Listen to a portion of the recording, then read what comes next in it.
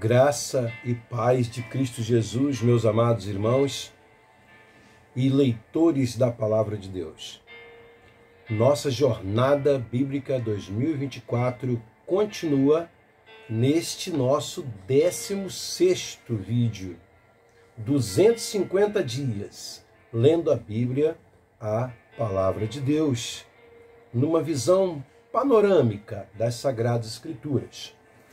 250 capítulos da Bíblia foram selecionados, os quais narram a história da nossa salvação revelada nas Sagradas Escrituras.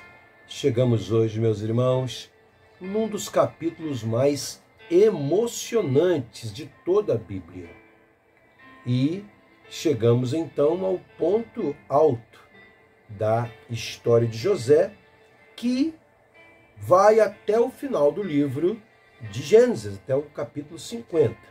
Mas hoje nós vamos ler o capítulo 45, o perdão de José aos seus irmãos. Vamos então à leitura? Gênesis 45. José revela a verdade. A essa altura, José já não podia mais conter-se diante de todos que ali estavam, e gritou: façam sair a todos.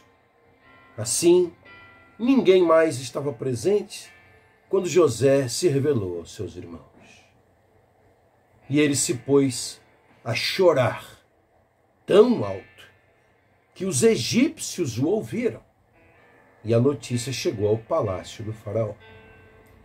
Stafford e Yancey, na nossa Bíblia de Estudo Facilitado, trazem um breve comentário, uma breve observação sobre esse versículo 2, choro e temor. Esta é uma das cenas mais intensas e emocionantes da Bíblia. Retrata José chorando tão alto que as pessoas na sala ao lado o escutam, e os irmãos de José ficam sem palavras, cheios de medo e culpa. Apesar de o momento terminar com abraços e beijos, versículo 14 e 15, anos depois, os irmãos ainda estão com medo de vingança. Lá no capítulo 50, versículo 15. Continuando então a leitura. Então disse José a seus irmãos: eu sou José. Meu pai ainda está vivo? Mas os seus irmãos ficaram tão pasmados diante dele que não conseguiam responder-lhe. Cheguem mais perto, disse José a seus irmãos. Quando eles se aproximaram, disse-lhes: eu sou José, seu irmão, aquele que vocês venderam ao Egito. Agora, não se aflijam, nem se recriminem por terem me vendido para cá, pois foi para salvar vidas que Deus me enviou adiante de vocês. Já houve 2 anos de fome na terra, e nos próximos 5 anos não haverá cultivo nem colheita. Mas Deus me enviou à frente de vocês para lhes preservar um remanescente nesta terra e para salvar-lhes a vida com grande livramento. Assim, não foram vocês que me mandaram para cá, mas sim o próprio Deus. Ele me tornou ministro do faraó e me fez administrador de todo o palácio e governador de todo o Egito. Voltem depressa, meu pai, e digam-lhe: assim diz o seu filho José, Deus me fez senhor de todo o Egito. Vem para cá, não te demores. Tu viverás na região de Gósen e ficarás perto de mim. Tu, os teus filhos, os teus netos, as tuas ovelhas, os teus bois e todos os teus bens. Eu te sustentarei ali, porque ainda haverá 5 anos de fome. Do contrário, tu, a tua família e todos os teus rebanhos acabarão na miséria. Vocês estão vendo com seus próprios olhos? E o meu irmão Benjamim também, que realmente sou eu que estou falando com vocês. Contem ao meu pai quanta honra me prestam no Egito e tudo que vocês mesmos testemunharam. E tragam meu pai para cá depressa. Então ele se lançou chorando sobre o seu irmão Benjamim. Lembram os irmãos que Benjamim é o único que é filho dele de pai e mãe, né? Quando ele foi vendido pelos irmãos, Benjamim era apenas um menino, talvez até pouco mais que um bebê, né? E sua mãe morreu no parto de Benjamim. A história está lá no capítulo 35. Em seguida, José beijou todos os seus irmãos e chorou com eles. E só depois os seus irmãos conseguiram conversar com ele. Que choque, meus irmãos, para esses homens. Depois de todos esses anos. Eles devem ter sofrido também muito. De culpa. De arrependimento. Né? Quando se ouviu no palácio do faraó que os irmãos de José haviam chegado, o faraó e todos os seus conselheiros se alegraram. Disse então o faraó a José: diga a seus irmãos que ponham as cargas nos seus animais, voltem para a terra de Canaã e retornem para cá, trazendo seu pai e suas famílias. Eu lhes darei o melhor da terra do Egito, e vocês poderão desfrutar a fartura desta terra. Mande-os também levar carruagens do Egito para trazerem as suas mulheres, os seus filhos, o seu pai. Não se preocupem com seus bens, pois o melhor de todo o Egito será de vocês. Assim fizeram os filhos de Israel. José lhes providenciou carruagens, como o faraó tinha ordenado, e também mantimentos para a viagem. A cada um deu uma muda de roupa nova, mas a Benjamim deu 300 peças de prata e 5 mudas de roupa nova. E a seu pai enviou 10 jumentos carregados com o melhor do que havia no Egito, e 10 jumentas carregadas de trigo, pão e outras provisões para a viagem. Depois despediu-se dos seus irmãos e, ao partirem, disse-lhes: não briguem pelo caminho. Ah, meus irmãos, essa recomendação de José, né, chega a soar engraçado. Ele é o 11º filho, né? Todos os irmãos são muito mais velhos que ele, mas ele fala para eles: olha, não vão brigar pelo caminho. Assim partiram do Egito e voltaram ao seu pai Jacó, na terra de Canaã, e lhe deram a notícia: José ainda está vivo. Na verdade, ele é o governador de todo o Egito. O coração de Jacó quase parou. Não podia acreditar neles. Mas quando lhe relataram tudo o que José lhes dissera, e vendo Jacó, seu pai, as carruagens que José enviara para buscá-lo, seu espírito reviveu. E Israel disse: basta! Meu filho José ainda está vivo. Irei vê-lo antes que eu morra. Irmãos, que capítulo emocionante, né? Tocante ao nosso coração. A gente fica segurando as lágrimas para poder ler um capítulo como esse, né? É uma lembrança para nós do valor que tem o perdão, da força que tem a relação de família. E não importa o que aconteça, quando ela é restaurada, é um dos momentos mais importantes da nossa vida. A reflexão do guia de viagem de Yancey e Stafford nos tem como tema hoje um longo perdão. José confronta seus assustados irmãos. Versículo 4 é destacado: eu sou José, seu irmão, aquele que vocês venderam ao Egito. A antiga e persistente rivalidade entre José e seus irmãos chega a um ápice dramático neste capítulo. Primeiro, a fome obriga os irmãos de José a sair de sua terra natal para ir ao Egito, um país que, graças a José, estava preparado para a emergência. Bom, lá os irmãos precisam negociar com José, um poderoso oficial egípcio, a quem eles não reconhecem.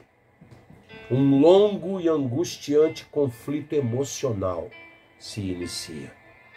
José tem uma escolha a fazer. Ele pode reconciliar-se com seus irmãos, na mesma hora, recebendo-os de braços abertos, ou pode se vingar, ordenando a sua execução. não faz nenhum nem outro.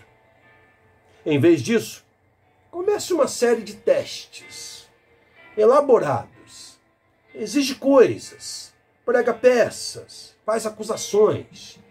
Por quase 2 anos, ele realiza esses jogos. A provação desgasta seus irmãos, provocando confusão, medo e lembranças de culpa em razão do modo como trataram seu irmão mais novo tanto tempo atrás. Versículo 21 do capítulo 42. Certamente estamos sendo punidos pelo que fizemos ao nosso irmão. Vimos como ele estava angustiado quando nos implorava por sua vida, mas não lhe demos ouvido. José também sente grande tensão emocional, a tensão do perdão. Ele quer se reconciliar com os irmãos, os quais ele ama, mas fazer isso é terrivelmente difícil. E até que admitam sua culpa, a verdadeira reconciliação não pode ocorrer. 5 vezes, José irrompe em prantos. Em uma delas, com um clamor tão alto a ponto de ser ouvido na sala ao lado. Irmãos, pausa aqui rapidinho. Vou resgatar uma frase lá de trás. Até que eles admitam sua culpa, a verdadeira reconciliação não pode ocorrer. José, irmãos, ele age aqui igual a Deus, igual a Jesus. Você foi perdoado por Jesus? Amém? Graças a Deus. Mas foi assim? Pensa direitinho. Quando foi que Deus te perdoou? Não foi somente quando você se arrependeu e confessou? Não foi somente quando você se rendeu e se humilhou pedindo perdão a Ele e reconheceu o quanto você carecia dele? José age parecido. Ele não quer que seus irmãos sejam apenas perdoados, mas continuem como eram antes. Por isso que eu falei lá atrás de José como o purificador da linhagem messiânica, purificador no aspecto moral e espiritual. Deus transformou José, que era um menino mimado, né, num homem maduro, num crente fiel, sincero, um homem amoroso, cuidadoso, zeloso. E agora, ele quer que seus irmãos sejam assim também. Ele experimentou o quanto isso foi bom, essa mudança. E ele quer essa mudança para os seus irmãos também. Nós que fomos perdoados pelo Senhor, meus irmãos, precisamos aprender a perdoar com sabedoria. Não ficar cedendo ao rancor, dizer, é difícil perdoar, porque eu não esqueço o que fizeram comigo. Não, não é isso. Isso não é nada bom. Mas é você perdoar valorizando o perdão. Porque perdoar não é passar a mão na cabeça de erro de ninguém. Isso não é perdoar. Porque você pode até estar perdoando a pessoa, mas está perpetuando o erro que ela cometeu. Isso não é nada bom. Não é nada bom. Sabedoria. Sabedoria. Para perdoar. Mas perdoar. Não há nada melhor do que perdoar. Não há nada mais reconfortante. Tanto para quem é perdoado e até mais ainda para quem perdoa. Aprendi uma frase há muito tempo que diz que quem guarda rancor no coração é como uma pessoa que bebe um copo de veneno esperando que o outro morra. Não vale a pena. Não vale a pena. Vamos seguir então aqui. Uma reviravolta surpreendente. Por fim, como descreve o capítulo 45, os irmãos descobrem a atordoante verdade. O adolescente, 17 anos, né, irmãos? Que eles venderam como escravo e quase mataram, ocupa agora o segundo maior cargo do maior império da época, o Império Egípcio. Ele tem o destino deles nas mãos. Felizmente para eles, José não tem interesse algum de vingança, pois agora ele vê os seus anos de dificuldade como parte do plano maior de Deus. Enfim, ele está pronto para perdoar e receber seus irmãos no abrigo do Egito. A reconciliação cura velhas feridas e traz finalmente a paz à família conturbada de Jacó. Nesse sentido, a história de José representa a história de Deus e de seu povo. A luta para erradicar o pecado, iniciada lá no capítulo 3 de Gênesis, não se dá fácil nem automaticamente. Em última análise, exige a morte do Filho de Deus. A história de José aponta para Jesus, um homem que Deus enviou para salvar seu povo, um homem que foi odiado e traído por eles, exatamente como José. Com ambos, José e Jesus, a vontade divina de salvar supera tudo, tudo. Nascimento de uma nação. Uma família grande, uma nação, uma terra. Deus prometeu tudo isso a Abraão, a Isaac e a Jacó. Ao final de Gênesis, somente a primeira das promessas foi realizada. Os 12 filhos de Jacó geraram uma multidão de filhos. A reconciliação dos irmãos abre o caminho para os filhos de Israel se tornarem uma família de 12 tribos, uma espécie de nação primeva. A Bíblia indica claramente que esses 12 filhos não são mais santos que quaisquer outros filhos. 10 deles, afinal, traíram José. Sobre esse alicerce instável, Deus edifica a sua nação, os israelitas, os filhos de Jacó e Israel.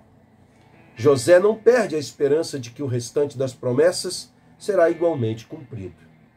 Em seu leito de morte, pede aos seus irmãos que seus ossos sejam levados de volta à terra que Deus prometeu a seu pai. Capítulo 50, versículo 25. E assim, Gênesis termina com um final feliz, mas também com um tom de suspense. Quando os ossos de José retornarão à terra prometida por Deus, hein?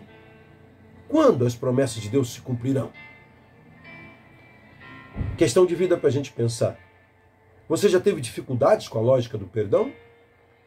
Há alguém em sua vida a quem você tem sido incapaz de perdoar? Algo para você parar para pensar, porque é muito importante.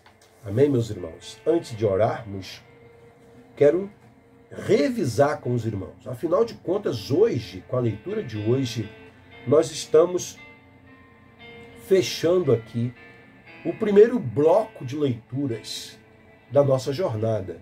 O enredo é revelado.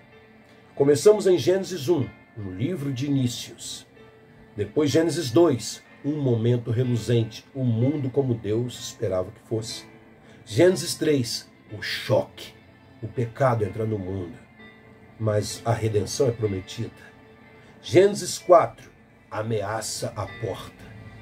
O primeiro assassino da história é um fratricida, assassino de seu próprio irmão. Depois fomos para Gênesis 7, debaixo d'água, o juízo de Deus para erradicar a maldade que já estava quase chegando na sua totalidade, logo na 10ª geração do mundo. Gênesis 8, o arco-íris. Deus renova sua aliança com a humanidade. Depois fomos para Gênesis 12. E aí, Deus começa a reconstrução ao chamar Abraão.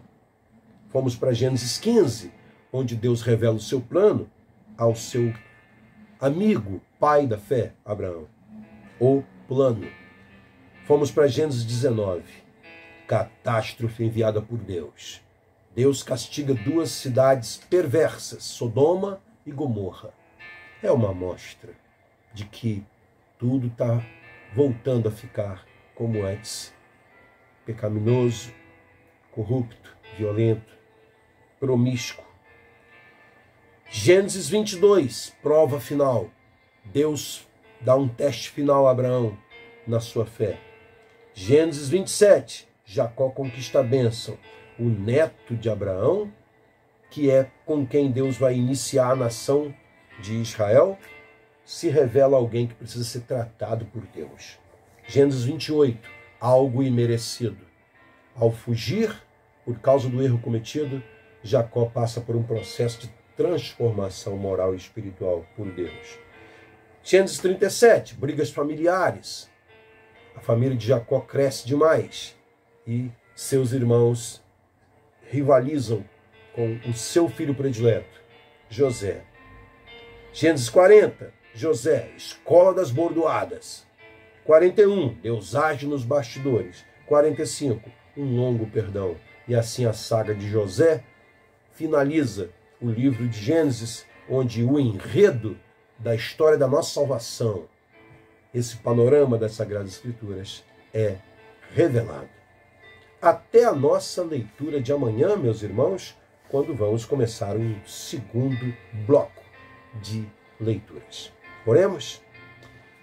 Pai bendito, em nome de Jesus, muito obrigado por essa nossa jornada e por tanto que estamos aprendendo. Hoje, visitamos uma palavra que tem sido muito polêmica em nosso meio. A palavra perdão.